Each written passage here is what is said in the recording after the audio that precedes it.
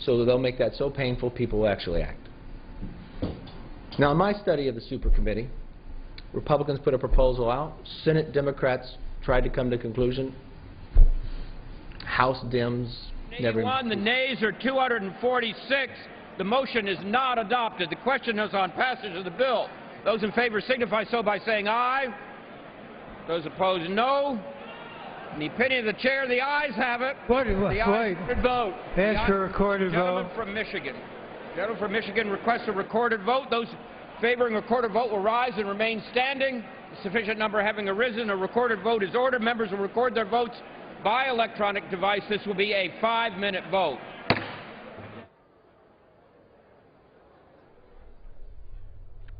The motion to recommit fails, and the House moves on to final passage on H.R. 8, extending the Bush-era tax cuts for another year. They're set to expire December 31st. The bill also deals with the estate tax and the alternative minimum tax that is supposed to ensure high earners pay taxes. A short while ago, the House defeated the Democratic version, a version similar to the package passed in the Senate last week, which applies extending the Bush-era tax cuts to incomes of $250,000 or less. That failed on a vote of 170 to 257.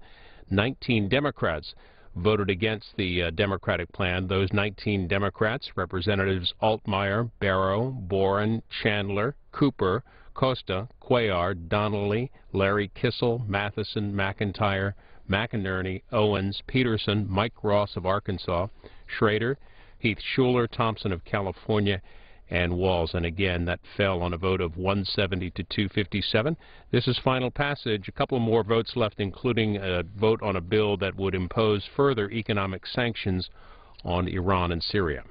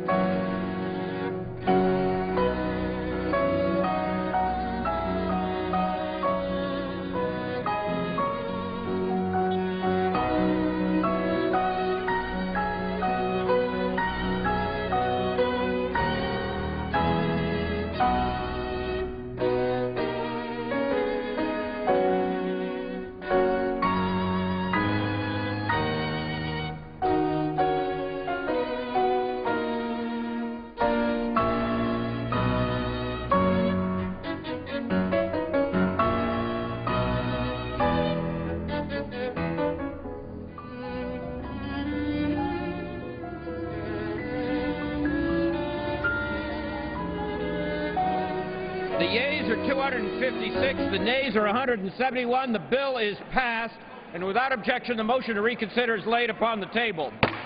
The unfinished business is the vote on the motion of the gentlewoman from Florida, Ms. Ross-Leighton, to suspend the rules and agree to House Resolution 750, on which the yeas and nays are ordered. The clerk will report the title of the resolution. House Resolution 750, resolution providing for the concurrence by the House and the Senate amendment to H.R. 1905 with an amendment. Question is, will the House suspend the rules and agree to the resolution? Members will record their votes by electronic device. This will be a 5-minute vote.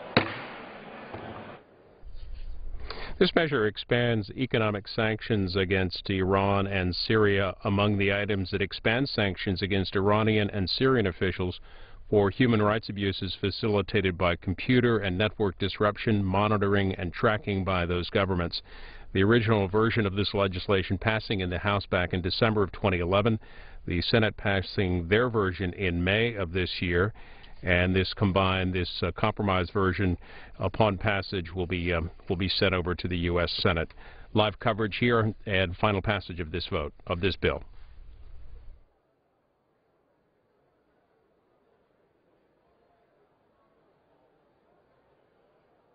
As this vote continues, we'll bring you some of the debate from earlier today on the Iran sanctions bill.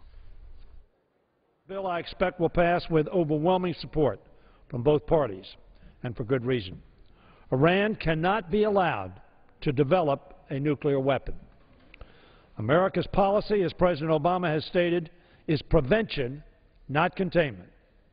We have many tools at our disposal to prevent Iran from obtaining nuclear weapons technology. While President Obama is keeping all options on the table, the best diplomatic tool we have to deter Iran is the sanction regime his administration has expanded, along with our allies in Europe and elsewhere. These sanctions have already had a significant effect, and Iran continues to face the prospect of severe economic repercussions if they fail to abandon their nuclear weapons plan. President Obama deserves credit for his tough stances. The new sanctions this legislation would impose target entities conducting business with Iran's insurance, energy, and shipping sectors. As a result of prohibitions on repatriating oil revenues, these sanctions would deny Iran 80% of its hard currency earnings. Iran's banking sector,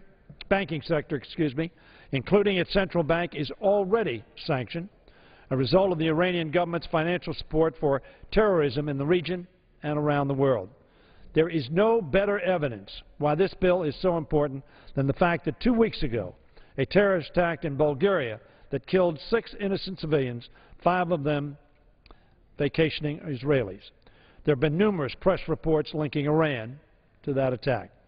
As long as Iran continues to pursue nuclear weapons, call for the destruction of Israel, and provide arms to terror groups like Hamas and Hezbollah, it will face the consequences in the form of sanctions.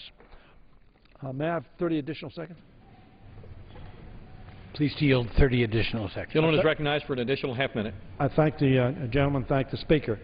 As long as they provide arms to terror groups, they will face the consequences in the form of sanctions, isolation, and the continuing reality of the option of military action. The United States continues to stand strongly with our ally Israel, and I am proud to have led an effort earlier this year with the Majority Leader to strengthen U.S.-Israel military and intelligence relations. I urge all of my colleagues to unite behind this bill just as we had behind that one. A nuclear-armed Iran is not an option for the Middle East, for the international community, and for the United States, and I thank the gentleman for yielding me the time, and I yield back the balance of my time. Gentleman from Ohio. Mr. Speaker, I yield 2.5 minutes to an American patriot, someone who's been relentless in his efforts to stop America from blundering into foreign adventures. Congressman Ron Paul from Texas. Gentleman from Texas is recognized for 2.5 minutes. I thank the gentleman for yielding. I think this bill would be better named if we called it Obsession with Iran Act 2012. Because this is what we continue to be doing, is obsessed with Iran and the idea that Iran is a threat to our national security. Iran happens to be a third world nation. They have no significant Navy, Air Force, intercontinental ballistic missiles.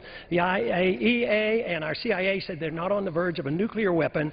It's so similar to what we went through in the early part of this last decade when we were beating the war drums to go to war against Iraq.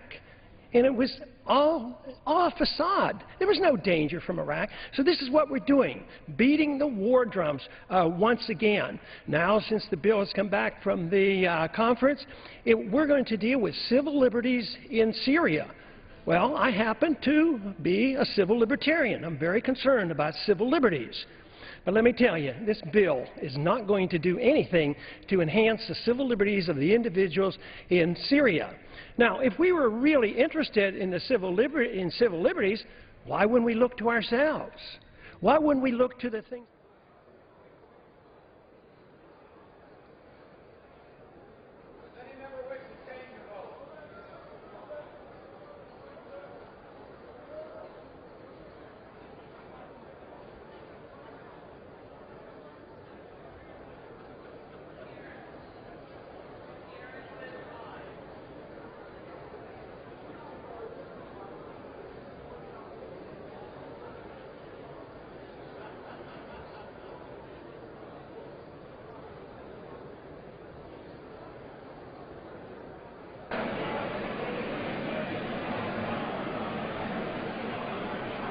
On this vote, the yeas are 421, the nays are 6.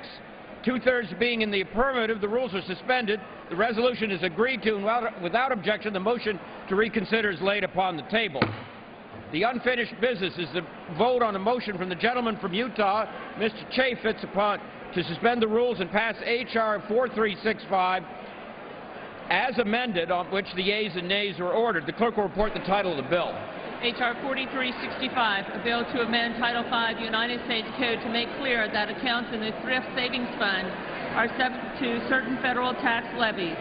Question is, will the House suspend the rules and pass the bill as amended? Members will record their votes by electronic device. This will be a 5-minute vote.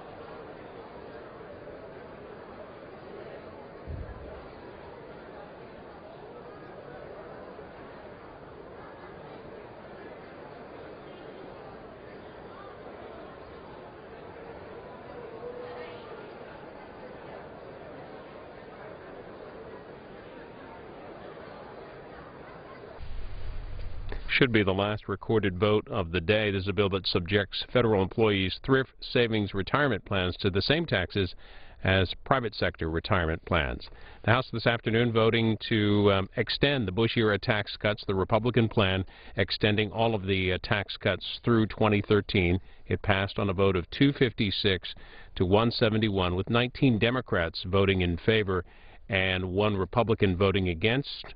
And Chad Pergram of Fox News tweeting that one Republican was Timothy Johnson of Illinois. The House just passed also additional economic sanctions on Iran and Syria. On that extension of the Bush-era tax cuts, upon passage tomorrow, if it passes the tax reform bill, that will be combined. The two bills will be combined together under an amendment passed earlier today to the rule for debate. So coming up in the House tomorrow is debate on that tax reform package. The House is in early, 9 o'clock Eastern.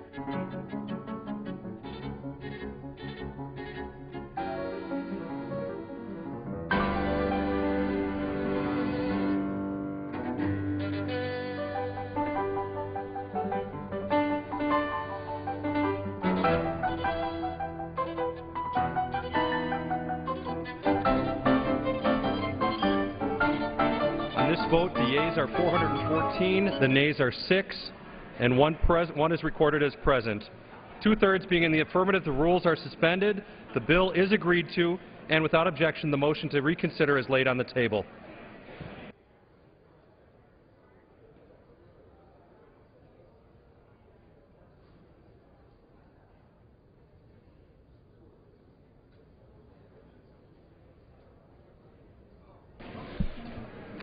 The unfinished business is the question on suspending the rules and passing S-300 as amended, which the clerk will report by title. Senate 300, an act to prevent abuse of government charge cards. The question is, will the House suspend the rules and pass the bill as amended? So many as are in favor say aye. Those opposed, no. In the opinion of the chair, two-thirds being in the affirmative, the rules are suspended, the bill is passed, and without objection, the motion to reconsider is laid on the table. The unfinished business is a question on suspending the rules and passing H.R. 4073 as amended, which the clerk will report by title. Union Calendar Number 434, H.R. 4073, a bill to authorize the Secretary of Agriculture to accept a quitclaim disclaimer and relinquishment of a railroad right-of-way within the adjacent to Pike National Forest in El Paso County, Colorado, originally granted to the Mount Manitou Park and Incline Railway Company pursuant to the Act of March 3, 1875. The question is, will the House suspend the rules and pass the bill as amended? So many as are in favor say aye. Those opposed, no. In the opinion of the chair, two-thirds being in the affirmative, the rules are suspended, the bill is passed, and without objection, the motion to reconsider is laid on the table.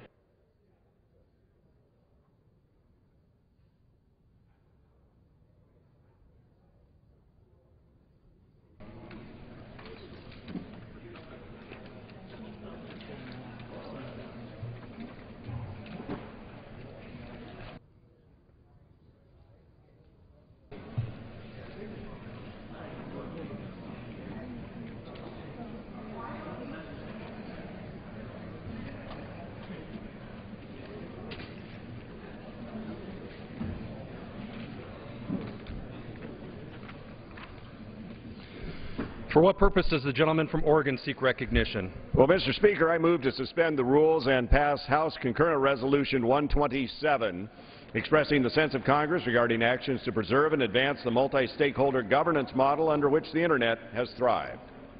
The clerk will report the title of the concurrent resolution.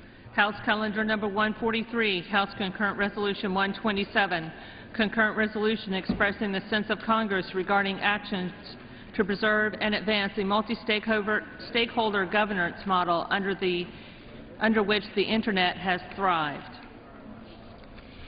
Pursuant to the rule, the gentleman from Oregon, Mr. Walden, and the gentlewoman from California, Ms. Eshoo, will each control 20 minutes. The chair recognizes the gentleman from Oregon. And I thank the chair. Mr. Speaker, I ask unanimous consent that all members may have 5 legislative days in which to revise and extend their remarks and insert extraneous materials into the record on H. Concurrent Resolution 127. Without objection. Mr. Speaker, I yield myself such time as I may consume. Gentleman is recognized. Mr. Speaker, I rise today in support of House Concurrent Resolution 127, a resolution that opposes international regulation of the Internet. The resolution was introduced by Mrs. Bono Mack in May, and it passed the House Committee on Energy and Commerce with bipartisan support from more than 60 members, including Energy and Commerce Committee Chairman Upton, Ranking Member Waxman, my colleague on the Communications and Technology Subcommittee, Ranking Member Eshoo, and I, too, am pleased to be an original co-sponsor of this important resolution. Nations from across the globe will meet in December for the World Conference on International Telecommunications in Dubai. There, the 193 member countries of the United Nations will consider whether to apply to the Internet a regulatory regime that the International Telecommunications Union created for old-fashioned telephone service, as well as whether to swallow the Internet's non-governmental organization structure whole and make it part of the United Nations. Neither of these are acceptable outcomes. Now, among those that are supportive of such regulation is Russian President Vladimir Putin, who spoke positively of the idea of, quote, establishing international control over the Internet, close quote. Some countries have even proposed regulations that would allow them to read citizens' email in the name of security. H.Con.Res 127 rejects these proposals by taking the radical position that if the most revolutionary advance in technology, commerce, and social discourse of the last century isn't broken, well, we shouldn't be trying to fix it. The Internet is the greatest vehicle for global progress and improvement since the printing press. And despite the current economic climate, the Internet continues to grow at an astonishing pace. Cisco estimates that by 2016, roughly 45% of the world's population will be Internet users. There will be more than 18.9 billion network connections, and the average speed of mobile broadband will be 4 times faster than it is today. The ability of the Internet to grow at this staggering pace is due largely to the flexibility of the multi-stakeholder approach that governs the Internet today. Non-governmental institutions now manage the Internet's core functions with input from private and public sector participants. This structure prevents governmental or non-governmental actors from controlling the design of the network or the content that it carries. Without one entity in control, the Internet has become a driver of jobs and information, business expansion, investment, and indeed innovation. Now, moving away from that multi-stakeholder model, Mr. Speaker, would harm these abilities. It would prevent the Internet from spreading prosperity and freedom. In May, the Subcommittee on Communications and Technology invited a panel of witnesses, including Federal Communications Commissioner Robert McDowell, to discuss the effects an international regulatory regime would have on the Internet. All agreed that such a regime would not only endanger the Internet, but would endanger global development on a much larger scale. House Concurrent Resolution 127 expresses the commitment of Congress to do all that it can to keep the Internet free from an international regulatory regime. I'm pleased to report that earlier today, Ambassador Kramer, the leader of the U.S. delegation to the Wicket, gave a speech outlining the position of the United States that seems to be embracing the very principles contained in this resolution. Now, my hope is that the administration stays on this very course. As the U.S. delegation continues to work and advance of the Wicket, House Concurrent Resolution 127 is an excellent bipartisan demonstration of our nation's commitment to preserve the multi-stakeholder governance model and to keep the Internet free from international regulation. The House Committee on Energy and Commerce strongly supports House Concurrent Resolution 127, and I urge the rest of my colleagues in the House to join us, and I reserve the balance of my time. The gentleman reserves. The gentlelady from California. Mr. Speaker, I yield 4 minutes to myself, or what time I might consume, which... The gentlelady is recognized for 4 minutes. Thank you very much. Mr. Speaker, I'm very pleased to join with all of my colleagues. This is an unusual happening on the floor, and I hope there are lots of people tuned in from C-SPAN listening and watching, because it is one of the few times that we've come together in a true bipartisan, 100% bipartisan way. And I want to pay tribute to the gentlewoman from California, Representative Bono Mack, for her leadership on this. And I'm very, very pleased to join her and all of the members of the Energy and Commerce Committee on H.Con.Res 127. As I said, this is bipartisan and it's bicameral, and it demonstrates the bipartisan commitment of the Congress to preserve the open structure and multi-stakeholder approach that has guided the Internet over the past 2 decades. The distinguished chairman of our subcommittee said that he hopes the administration will remain on this. The administration was there before the Congress took action. There is no light between the administration, the executive branch, the Senate, or the House, and that's the way it should be. Through this open and transparent structure, Mr. Speaker, the Internet has literally transformed into a platform supporting thousands of innovative companies, applications, and services, not just in the United States, but in communities around the world. I'm very, very proud because my congressional district is very much a part of Silicon Valley, and many of these companies helped to launch these innovations. In fact, since 1995, this is really stunning. Venture capital funds have invested approximately $250 billion, with a B, dollars, in industries reliant on an open Internet, including $91.8 billion on software alone.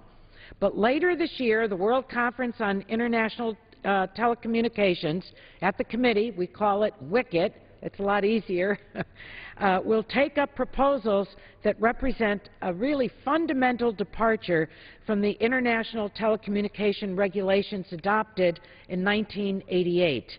Nearly 25 years ago, this treaty provided a framework for how telecommunications traffic is handled among countries, but much has changed since that time.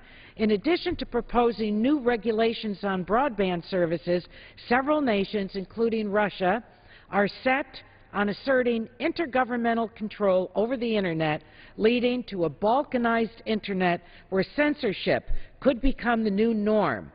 While there's no question that nations have to work together to address challenges to the Internet's growth and stability, such as cybersecurity, online privacy, and intellectual property protection, these issues can best be addressed under the existing model. It's absolutely essential that the United States defend the current model of Internet governance at the upcoming Dubai conference this December, because the very fabric of the free and open Internet is at stake. So I urge all of my colleagues to support this bipartisan resolution, which reflects, as I said a few moments ago, a viewpoint already shared by the Obama administration, the Federal Communications Commission, and the U.S. delegation to the WICIT, and unite in opposition to proposals that threaten the innovation, openness, and transparency enjoyed by Internet users around the world. With that, Mr. Speaker, I reserve the balance of my time. The gentlelady reserves. The gentleman from Oregon.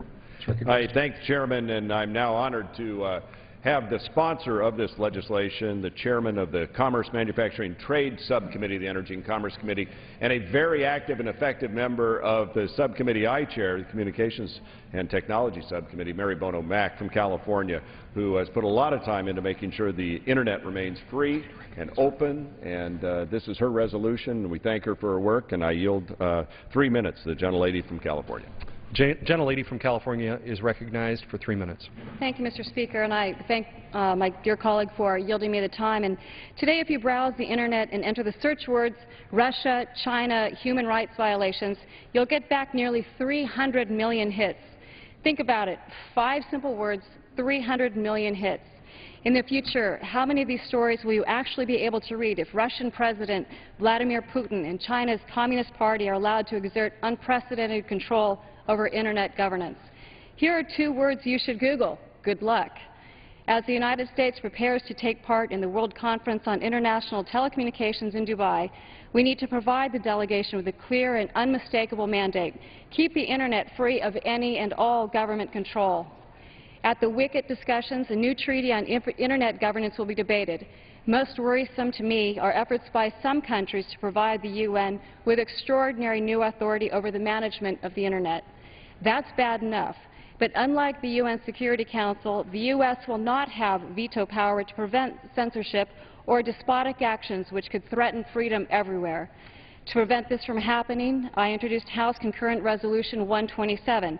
I want to thank my co-sponsors, Energy and Commerce Committee Chairman Upton, Ranking Member Waxman, Communications and Technology Subcommittee Chairman Walden, and my good friend and the Ranking Subcommittee Member Eshoo for their strong bipartisan support in this effort. I also want to commend Senator Rubio for championing this critically important cause in the Senate. In many ways, this is the first-of-its-kind referendum on the future of the Internet. For nearly a decade, the United Nations has been angling quietly to become the epicenter of Internet governance. A vote for our resolution is a vote to keep the Internet free from government control and to prevent Russia, China, India, and other nations from succeeding in giving the UN unprecedented control over web content and infrastructure. Last year, e-commerce topped $200 billion in the U.S. for the first time and is up 15% so far this year.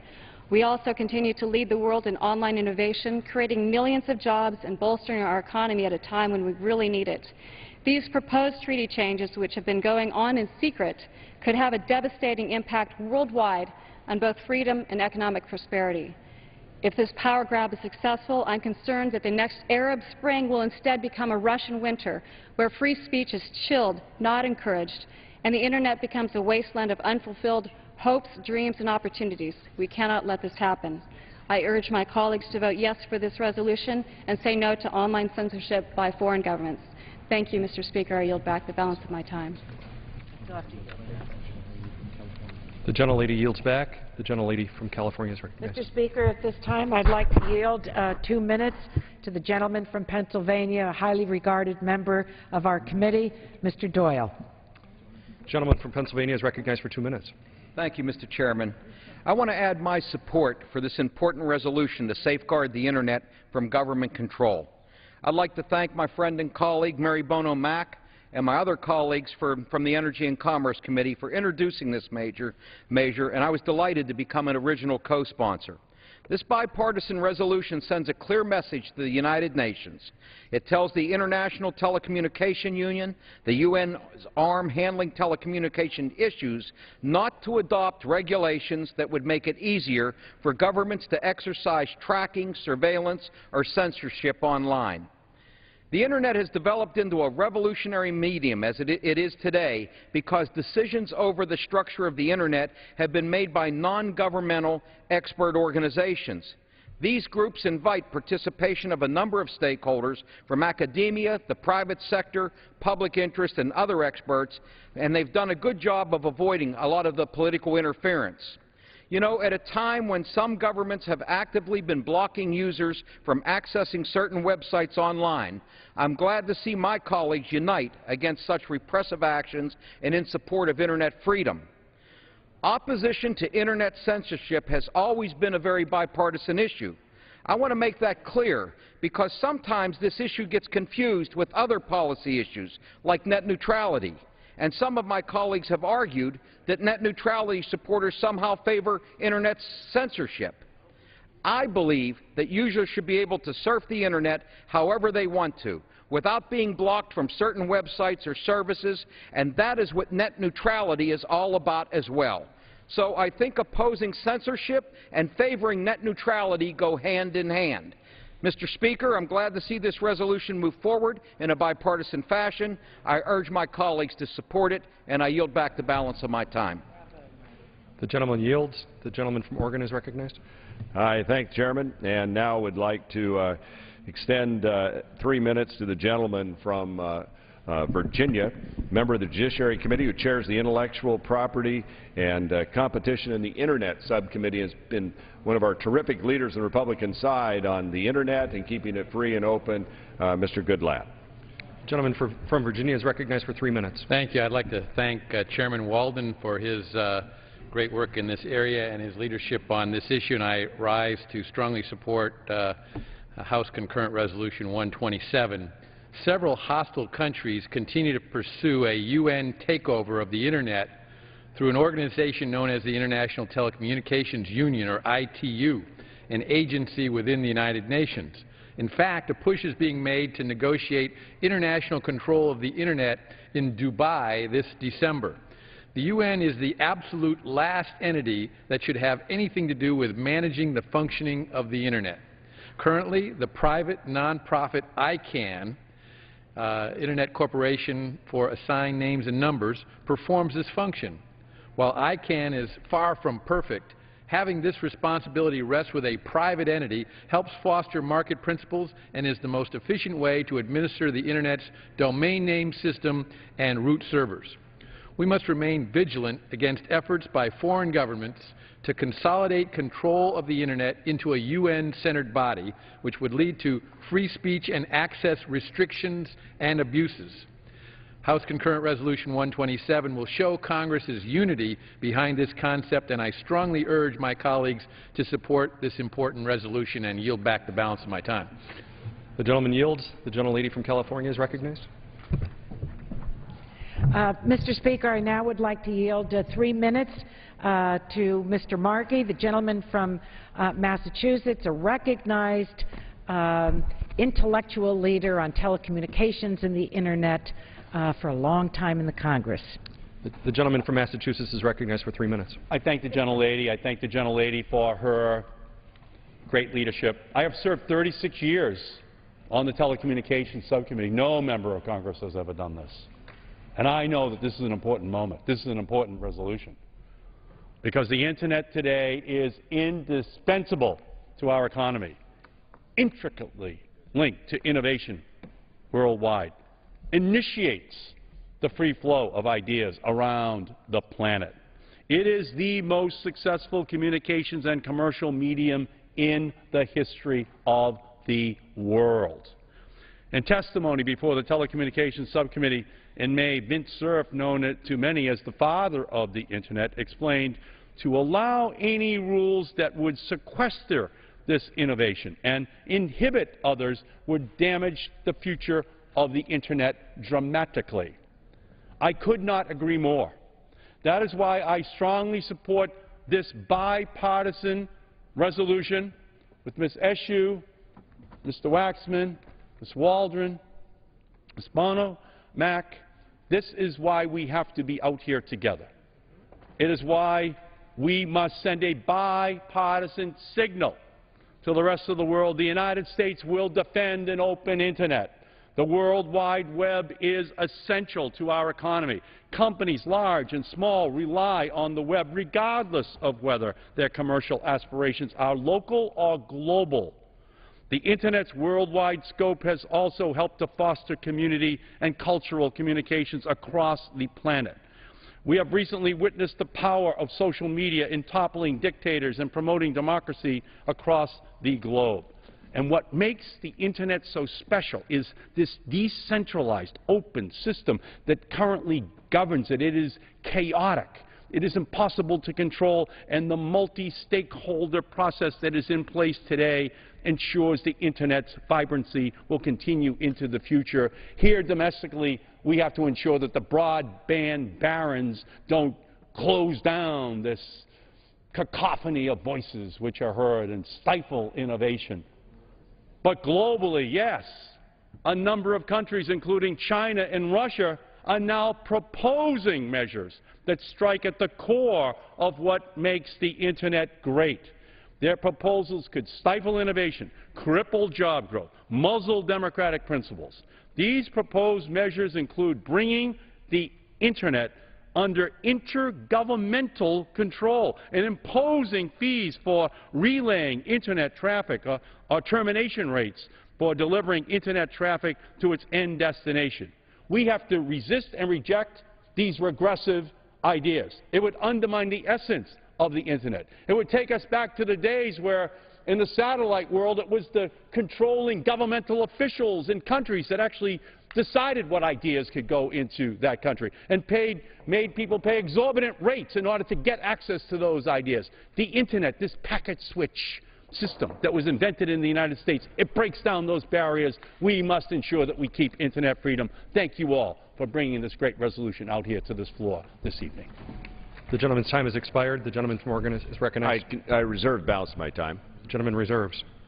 The gentlelady from California is recognized. Mr. Speaker, I now would like to yield time to my distinguished colleague from California, Representative Zoe Lofgren, who is respected in the House for her knowledge not only of technology but all the wraparound issues that are a part of it.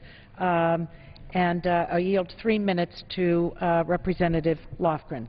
Gentlelady from California is recognized for 3 minutes. Thank you, Representative Eshoo, and thank you to all who have brought this important bipartisan resolution forward. I remember as the Internet was beginning to take off commercially, and we had a discussion here in the government, and again, it was bipartisan, and an understanding that the Commerce Department was not going to be able to run the Internet.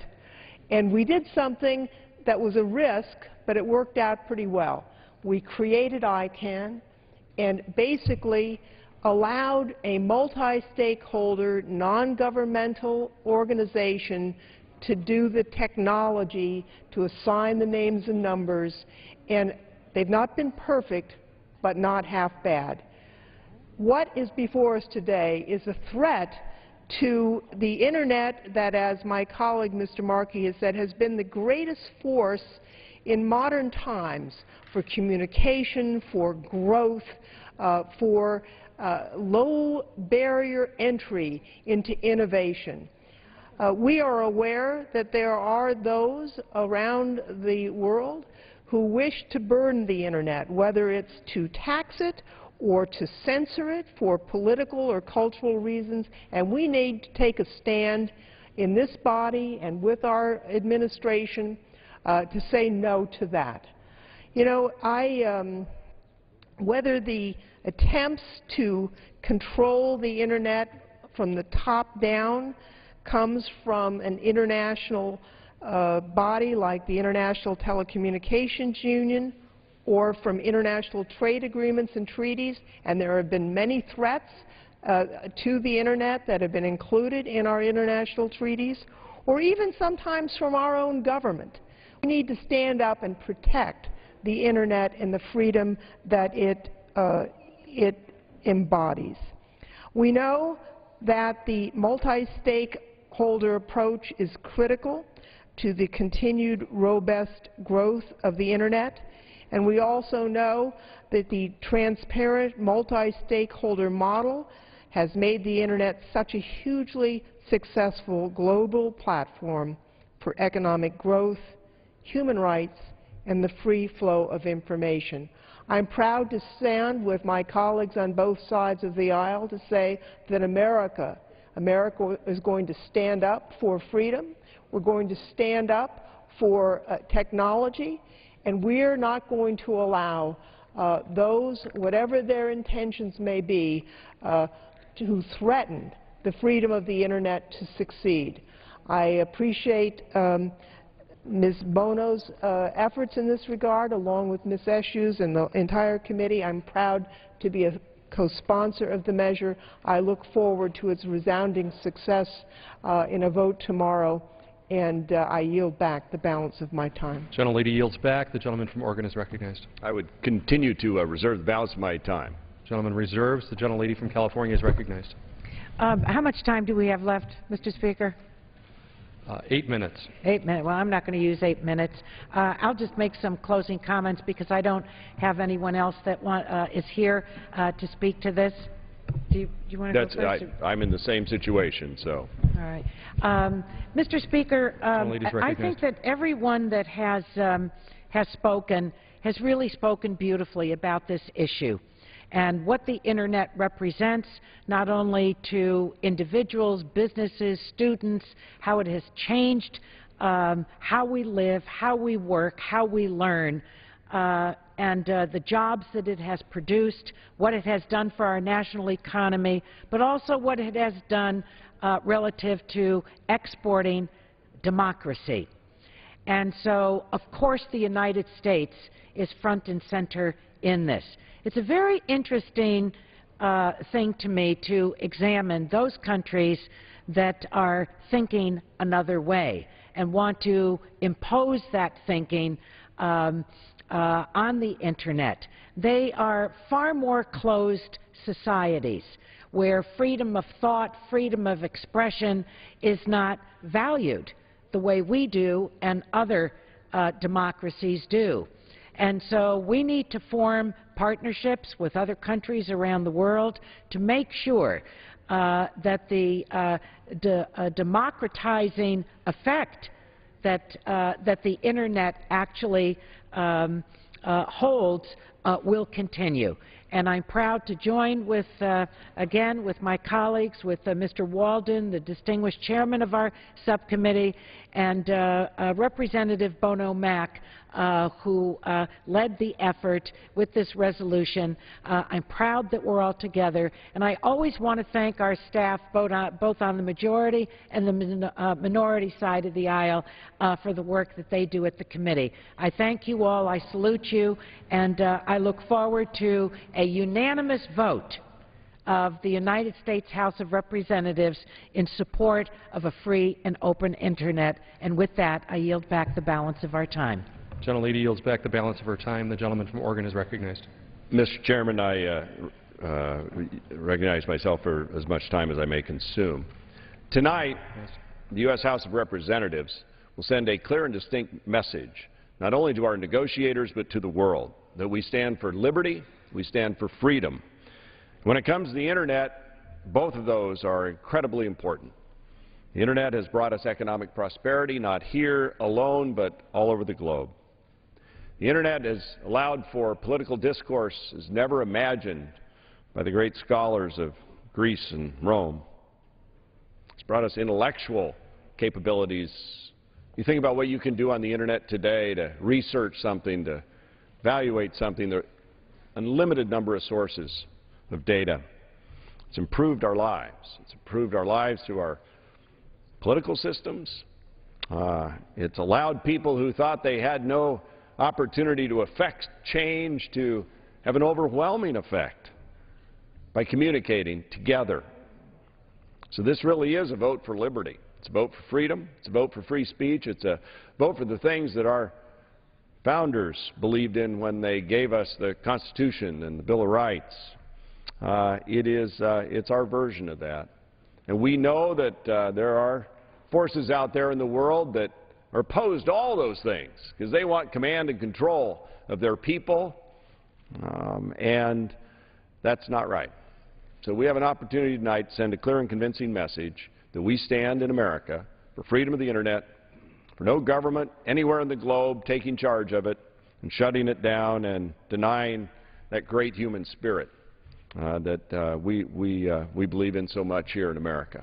So, Mr. Speaker, I ask the colleagues to join us in a unanimous show of support. I thank my staff and staff of Representative Eshoo and the Ranking Member Waxman for their good work on this, and especially to my colleague from California, Mary Bono-Mack, who raised this with us early on and worked closely to write a piece of legislation that, as you can see, in a sometimes otherwise controversial House, has brought us all together. And that's a real tribute to Congresswoman Bono-Mack's work. And so with that, Mr. Speaker, I call on my colleagues to support this resolution, and I yield back the balance of my time. The gentleman yields back the balance of his time. The question is, will the House suspend the rules and agree to House Concurrent Resolution 127? Those in favor say aye. Those opposed, no. In the opinion of the Chair, two-thirds being in the affirmative, the rules are... The gentleman from... On that, I ask for a recorded vote. Gentleman from Oregon. The gentleman asked for the yeas and nays. The yeas and nays are requested. All those in favor of taking this vote by the yeas and nays will rise and remain standing until counted.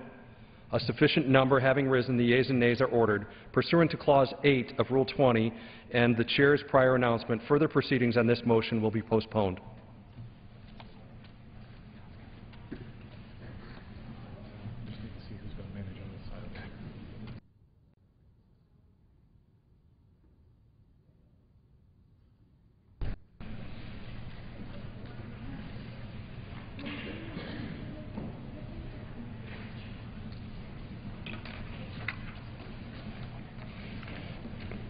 For what purpose does the gentleman from Texas seek recognition?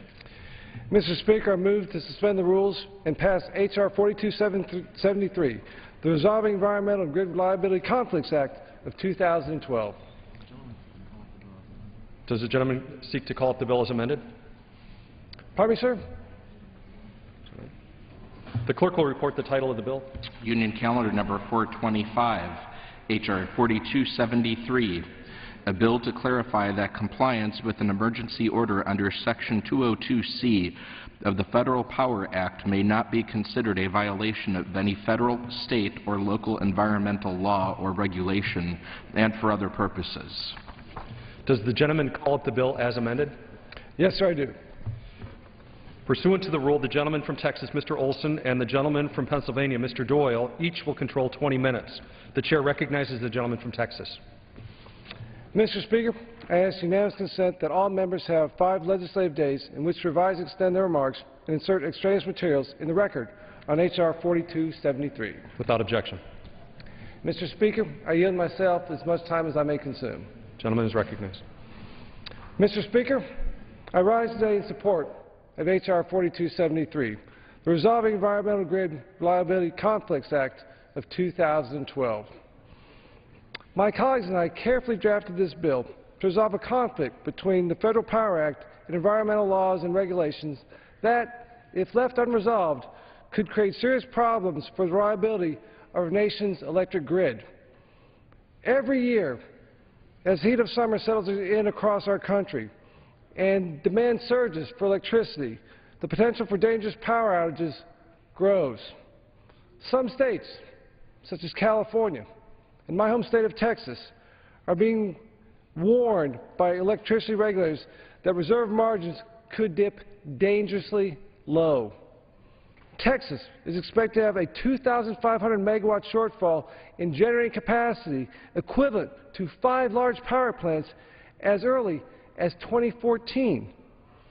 This shortfall could cause rolling blackouts across Texas that have the potential to impact more than 25 million people. We've seen this before in our country, and we are watching it unfold in India this week. An unexpected loss of power can result in significant harm to human health and the environment. Prior experience shows that in rare and limited circumstances, emergency actions are needed to ensure the reliable delivery of electricity. In these circumstances, the Department of Energy has a tool of last resort to address the emergency. That tool is an emergency order issued under Section 202C of the Federal Power Act. DoD can order a power plant to generate electricity when outages occur due to weather events, equipment failures, or when the electricity supply is low and could cause a blackout, as they should. DOE can force a company to comply with 202C an order, even if it means a technical violation of environmental law. Unfortunately, under current law, a company or individual can be held liable for this technical violation even when they're acting under a federal order to avoid a blackout. In recent years, these conflicting federal laws have resulted in lawsuits and heavy fines for electricity providers who are complying with DOE orders. A power generator in San Francisco had to pay a significant sum as a settlement after they were ordered by DOE to exceed their emissions limits to avoid a blackout. Unless Congress passes legislation to resolve the potential conflict of laws, the effectiveness of this tool is in jeopardy. As testimony this year before the House Energy and Commerce Committee confirms, the next time DOE invokes Section 202C, the power generator may choose to fight the order in court if it conflicts with environmental law. Conflicting federal laws put a power generator in a no-win situation. Either sue DOE to comply with environmental laws or be sued by third parties for compliance with DOE orders. H.R. 4273 eliminates the legal conflict facing power generators and their customers by providing a needed safety valve, which clarifies that compliance with an emergency order under Section 202C of the Federal Power Act may not be considered a violation of any federal, state, or local environmental law. Emergency orders are not issued lightly and only under extreme power reliability scenarios. In the last 30 years, this authority has only been used 6 times. But when the need arises, my legislation will ensure that DOE works to minimize any adverse environmental impacts, meaning they must balance environmental interests with reliability needs. While I believe DOE may need to use its emergency authority more often in the future, given the strain EPA's new power sector rules will put on the electric grid, I still expect DOE emergency authority orders to be the exception, not the rule. In those rare instances where the authority is invoked, we should not punish generators that are simply following orders from the federal government. That's why we must amend the Federal Power Act so that generators are not forced to choose between compliance with an emergency order and environmental regulations. This conflict is why I introduced this bipartisan legislation to allow America's power companies to comply with federal orders to maintain grid reliability during a power emergency without facing lawsuits or penalties. I'm extremely pleased with the bipartisan support this bill has received. This is proof that we can find common ground when working to address a critical glitch in federal law and provide a reliable energy supply to all Americans. I want to thank Chairman Fred Upton and Ranking Member Henry Waxman and Subcommittee Chairman Ed Whitfield and Ranking Member Bobby Rush for their support and assistance in moving this bill forward. I also want to thank my colleagues on the committee, Gene Green and Mike Doyle, for working with me to fix this problem to keep power running for all Americans in an emergency. Mr. Speaker, I urge my colleagues to support this common-sense bipartisan legislation that protects energy consumers, the environment, and those who provide the power. Thank you. I reserve the balance of my time. Gentleman reserves. Gentleman from Pennsylvania is recognized. Thank you, Mr. Speaker. I yield myself as much time as I may consume. Gentleman is recognized. Thank you, Mr. Speaker. Mr. Speaker, the bill before us today is the result of efforts from both sides of the aisle to find a solution that really works.